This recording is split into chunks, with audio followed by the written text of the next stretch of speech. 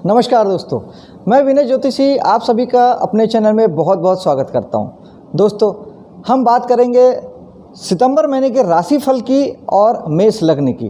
दोस्तों, मेरा राशिफल जो है वो लग्न आधारित है, इसीलिए अगर आपके लग्न में 1 नंबर लिखा है, आपके लग्न में मेष राशि है, तो आप इस वीडियो को देखिएगा।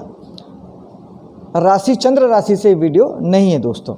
आइए, इस महीने मेष लग्न वालों के लिए बहुत अच्छा समय है, साहस भरा समय है, उत्साह भरा समय है, एनर्जी भरा समय है।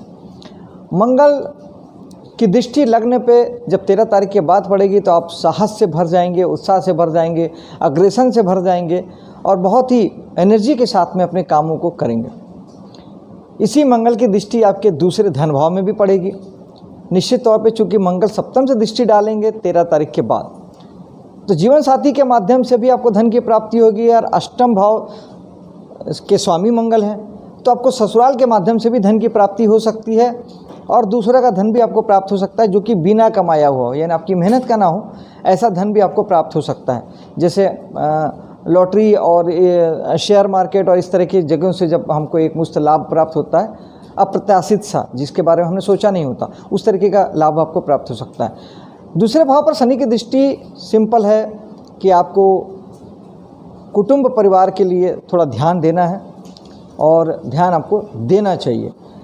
वाणी संबंधी कामों के लिए आपके लिए अच्छा समय है। आप वाणी संबंधी काम जो लोग भी करते हैं, जो एंकरिंग करते हैं, डबिंग आर्टिस्ट हैं, फिल्मों में या थिएटर में एक्टिंग वगैरह करते हैं, टीवी सीरियल में एक्टिंग करते हैं, यूट्यूबर हैं, इन सब के लिए जहाँ भी वाणी संबंधी काम है, मेहनत थोड़ी सी ज़्यादा करना है, लेकिन अच्छा समय है। आप निश्चित तौर पे आप सफलता अर्जित करेंगे दोस्तों। बृहस्पति तीसरे भाव में, बृहस्पति वैसे ऑलवेज शुभ ग्रह हैं, लेकिन बृहस्पति जहाँ बैठते हैं वहाँ उतना अच्छा फल नहीं देते दोस्तों। तो आपको थोड़ा सा, चूँकि भाव पराक्रम का है और बृहस्पति का वहाँ बैठना, बृहस्पति बड़े ग्रह हैं, वृद्ध ग्रह हैं, तो आदमी को थोड़ा सुस्त बनाते हैं, थोड़ा सा लेज़ी जैसा बनाते हैं। तो आपको ये चीज़ें हो सकती है, थोड़ा सा आपको पराक्रम करने में ऐसा महसूस हो सकता है कि थोड़ा सा कल करते हैं, परसों करते हैं। इसके अलावा ऐसा कुछ नहीं है। बृहस्पति शुभ ग्रह है, आपके कर्मों का परिणाम आपको बहुत अच्छा देने वाले हैं। आपके सारे पराक्रम, सारे साहस, सारे एफर्ट आपके सही दिशा में पड़ेंगे, बुद्धि ज्ञान के साथ पड़ेंगे, क्योंकि बृहस्पति नैसर्गिक ज्ञान के कारक ग्रह हैं। तो ज्ञान से आप सोच विचार करके जो भी काम करेंगे उसमें सफलता निश्चित ही आपको प्राप्त होगी। चौथे भाव में चलते हैं, जो कि मकान का, वाहन का, घरेलू सुख शांति का है। वहाँ पर शुक्र विराजमान ऑलरेडी हैं, जो कि रहेंगे 13 तारीख तक। 13 तारीख तक शुक्र कहीं ना कहीं से आपको लग्जरी ज़रूर प्रोवाइड करेंगे, सुख साधन देंगे आपको, गाड़ी और घर के मामले में आपको सुविधा साधन आपको उपलब्ध हो सकता है या वो करा सकते हैं। इसके अलावा जो सबसे पहले ये देखना ज़रूरी है कि पंचम भाव में हमारे क्या चल रहा है। पंचम भाव हमारे लग्न व्यक्तित्व के बाद सबसे महत्वपूर्ण भाव होता है पंचम भाव, लग्न से भी ज़्यादा मैं कहूँगा, क्योंकि दोस्तों पंचम भाव हमारा दिमाग है। हमारे दिमाग में क्या चल रहा है वो बहुत मैटर करता है, क्योंकि हम जो जीवन में हमें भगवान ने फ्री विल दी है कुछ करने की, वो हमारे दिमाग में जो चल रहा है उसी के आधार पे तो हम चीज़ों को करते हैं। तो यहाँ पर सूर्य पहले 15 तारीख तक रहेंगे, जो कि स्वग्रही हैं। निश्चित तौर पे आप पिता से जुड़ेंगे, मान सम्मान प्रसिद्धि के लिए आपको काम करने की प्रेरणा मिलेगी। आप ऐसे काम करेंगे जिससे मान सम्मान प्रसिद्धि प्राप्त हो। या आप पंचम भाव के काम करते हैं, कला जगत से जुड़े हैं, गीत से, नृत्य से, संगीत से, चित्रकारी से, पेंटिंग से, किसी प्रकार से कला से जुड़े हैं, लोगों को मनोरंजन देते हैं, लोगों को एंटरटेन करते हैं, टीवी शो, फिल्मों से, यूट्यूब से, किसी भी ऐसे माध्यम से जहाँ आप लोगों को एंटरटेन करने का काम करते हैं, निश्चित तौर पर 15 तारीख तक सूर्य आपको बहुत सारा मान सम्मान प्रसिद्धि देने वाले हैं, आपको हाइट देने वाले हैं, इसमें कहीं दो मत नहीं है। और थोड़ा ईगो भी बढ़ा सकते हैं, क्योंकि सूर्य ईगो, स्वाभिमान के बेसिकली कारक है, लेकिन सूर्य का जब निगेटिव फल आता है तो वो ईगो में बदल जाता है। तो आप इसे कंट्रोल कर सकते हैं, कोई बहुत बड़ी चीज़ नहीं है, आपको समझ में आना चाहिए, आता है। जब आप जागरूक रहेंगे तो आपको दिखाई देगा कि कहाँ पर स्वाभिमान है और कहाँ पे अहंकार है। यहाँ पर बुध भी विराजमान रहेंगे 16 तारीख तक। बुध चूँकि छठे भाव के स्वामी हैं, तो चूँकि हमारा पंचम भाव संतान का है और हमारे प्रेम प्रसंग का भी है, जो लोग इनसे जुड़े हैं निश्चित तौर पे बुध इन दोनों ही जगहों पे थोड़ा वैचारिक मतभेद देने का काम जरूर करेंगे, क्योंकि बुध छठे के स्वामी हैं, छठा भाव हमारे वैचारिक मतभेद का होता है, तो विवाद का भी होता है, तो इनसे बचें। संतान को लेकर और प्रेम प्रसंग में लेके आपको थोड़ा सा बचना चाहिए वैचारिक मतभेद से, जिससे कि विवाद की स्थिति ना बने। अगर ऐसा कुछ ज़्यादा होता है, आपको रियलाइज़ होता है, तो आप बुध के लिए विष्णु सहस्त्र नाम का पाठ कर सकते हैं और खड़े मूंग की दाल भिगाकर बुधवार के दिन चिड़ियों को खिला सकते हैं, पक्षियों को डाल सकते हैं। ये भी बुध के लिए एक अच्छा उपाय हो जाता है दोस्तों। चलते हैं छठे भाव में। छठे भाव में जहाँ पर सूर्य और बुध 15 और 16 तारीख को क्रमशः यहाँ पे आ जाएंगे, तो निश्चित तौर पे सूर्य चूँकि पंचमेश है, तो कहीं ना कहीं आपका माइंड छठे भाव की ओर लगना शुरू हो जाएगा। आप काफ़ी जिम वगैरह जाने लगेंगे, थोड़ा अनुशासित हो जाएंगे, और होना भी चाहिए। लाइफ को वेल सेटल मतलब दिनचर्या के साथ जिएं, ये बहुत ज़रूरी है। और इसके अलावा आपका वर्क प्लेस भी छठा है, जो लोग सर्विस सेक्टर में हैं, जो नौकरी करते हैं या सर्विस देते हैं, उसके लिए छठा भाव है। तब यहाँ पे सूर्य कहीं ना कहीं मान सम्मान प्रसिद्धि देंगे आपके कर्म क्षेत्र में 15 तारीख के बाद। और बुध चूँकि स्वग्रही अब यहाँ पे हो जाएंगे, स्वग्रही बुध आपके अगर आप छठे भाव के काम नहीं करते, यानी आप सर्विस सेक्टर में नहीं हैं, उस स्थिति में आप अगर वकील भी नहीं हैं, आप अगर डॉक्टर भी नहीं हैं, उस स्थिति में बुध आपको सूर्य आपको बुध खास तौर पे कहीं ना कहीं आपको आपके कर्ज़ों को बढ़ा सकते हैं और आपको छोटी मोटी बीमारियां दे सकते हैं। तो बेहतर होगा कि आप बुध का उपाय पूरे महीने ही कर लें, विष्णु सहस्त्र नाम का पाठ करते चलें, और हरी मूंग की दाल बुधवार के दिन चिड़ियों को सुबह चुगाएं। ये बहुत अच्छा हो जाएगा, बुध आपके ठीक रहेंगे। और छोटी कन्याओं को भी आप स्टेशनरी का सामान, पेन, पेंसिल, कलम, कागज़ देते हैं, तो वो भी एक अच्छा उपाय हो जाता है।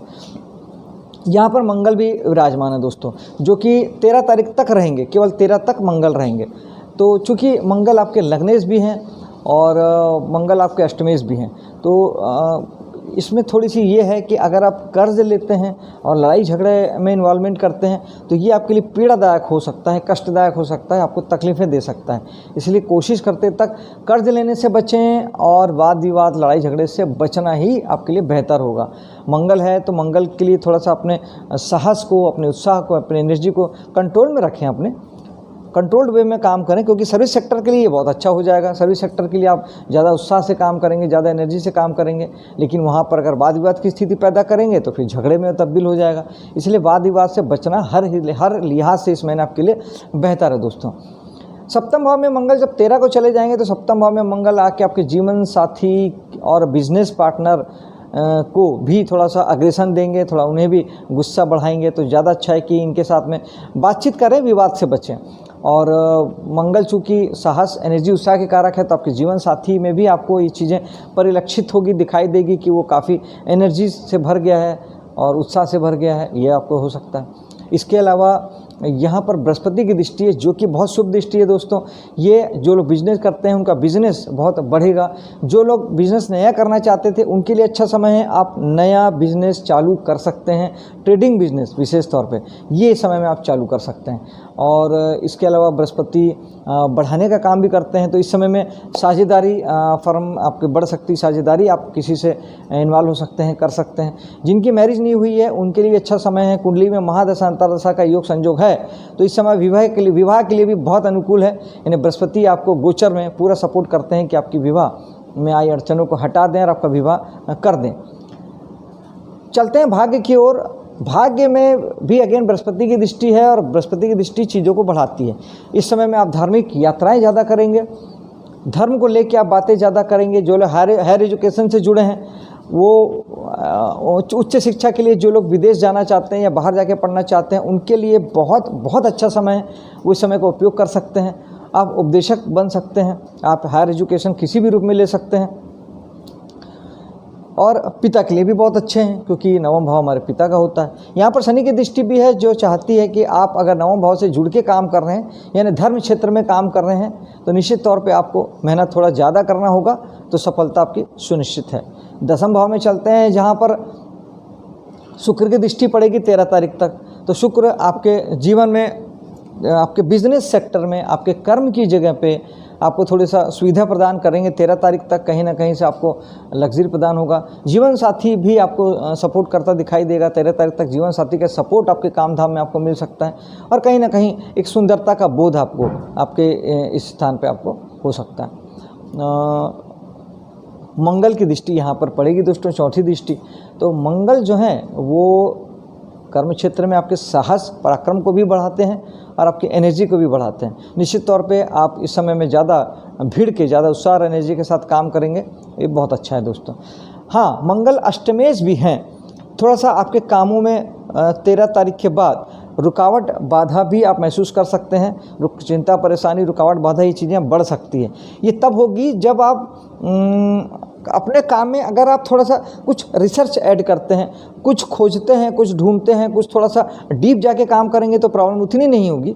ऐसा नहीं करेंगे तब आपको थोड़ा सा रुकावट बाधा चिंता परेशानी जैसी बातें लग सकती है, महसूस हो सकती है। उसके लिए मंगल के लिए हनुमान जी की साधना सबसे बेस्ट होती है। बजरंग बाण, हनुमान चालीसा, सुंदर कांड में से कुछ भी पसंद कर लीजिए, चुन लीजिए और एक पाठ करते चलिए, आपको कहीं दिक्कतें नहीं आएगी दोस्तों। चलते हैं एकादश भाव में। एकादश भाव भी बड़ा महत्वपूर्ण भाव होता है, हमारे डिज़ायर फुलफिलमेंट का होता है, हमारे इनकम का होता है, लाभ प्राप्ति गेंस का होता है। जीवन में जो भी हम काम करते हैं दसम भाव से, उसकी जो प्राप्तियां होती है वो हमें एकादश भाव से होती है। समाज सोसाइटी का होता है और जितने भी सोशल गैदरिंग का काम होता है उसका होता है, NGO वगैरह का होता है और बड़े भाई बहनों का होता है। ये सारी जगहों में आपको बहुत सारी एक्टिविटी अभी होने वाली है। बुध और सूर्य की जो दृष्टि है वो पहले 15 दिन में सूर्य बुध की दृष्टि यहाँ पर पड़ेगी जब वो पंचम भाव रहेंगे। तो पहला 15 दिन में निश्चित तौर पे आपके मान सम्मान में इजाफा होगा और आप काफ़ी एक्टिव रहेंगे। इसी उद्देश्य से आप समाज से जुड़ेंगे, सामाजिक काम भी आप करेंगे।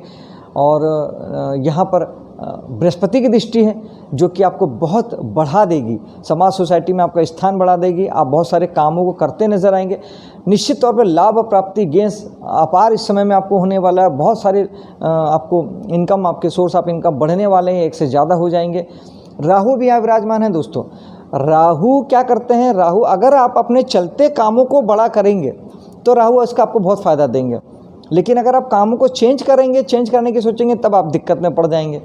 तो बेहतर है कि जो काम आप कर रहे हैं उन्हीं कामों को अपने समझ बुझ के साथ उसको बड़ा कीजिए तो आपको अच्छा फल आएगा। दूसरा, राहु विदेश के कारक भी होते हैं। राहु नई टेक्नोलॉजी के कारक भी होते हैं। उन लोगों से, उससे जुड़ के जो लोग काम करेंगे निश्चित तौर पे उन्हें कहीं ज़्यादा बेनिफिट्स प्राप्त हो सकता है।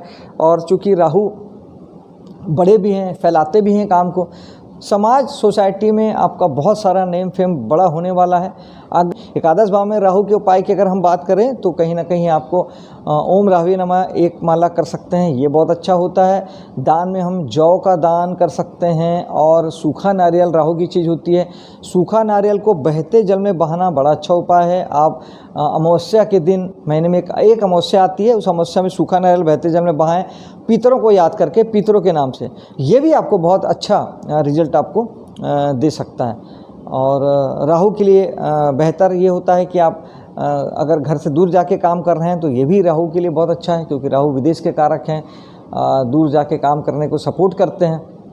इस तरीके से राहु आपको अच्छे हो जाते हैं दोस्तों। राहु के लिए सरस्वती माता की पूजा की जाती है दोस्तों। जब भी बात पूजा की होती है तो पूजा से अर्थ पूजा करने से नहीं होता है, उसको लाइफ में अमल में लाने से होता है। जैसे उदाहरण के लिए सरस्वती माता की पूजा से अर्थ ये नहीं है कि आप सरस्वती माता को अगरबत्ती लगाएं, वो अपनी जगह है। आप ज्ञान लें, अपने कामों को लेकर जितना ज़्यादा से ज़्यादा ज्ञान लेंगे उतना आपको राहु आपको अच्छा फल देंगे। ये है। चलते हैं 12वें भाव की ओर, जहाँ पे ऑलरेडी सूर्य बुध 15 तारीख के बाद दृष्टि डालेंगे।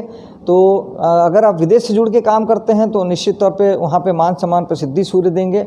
और बुध भी हैं तो आपको कार्यों में सफलता प्रदान करेंगे, व्यापारिक बुद्धि देंगे।